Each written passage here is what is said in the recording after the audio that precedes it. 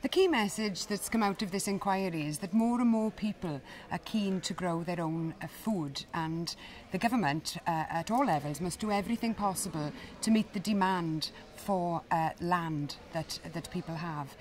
During the inquiry, the committee heard plenty of positive evidence from people who are coming together to create their own growing spaces, but we were concerned to hear that many people had to have battles with their local authorities just to get them to keep their obligations under the existing legislation.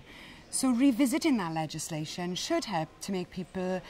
find it much easier to get an allotment. But there are other issues that need tackling too, like consistent records for supply and demand, and also there are difficulties around land and getting planning permission. We hope that as a committee these recommendations will be implemented in full, so that the increase in demand for food growing can be met by the provision of allotment land.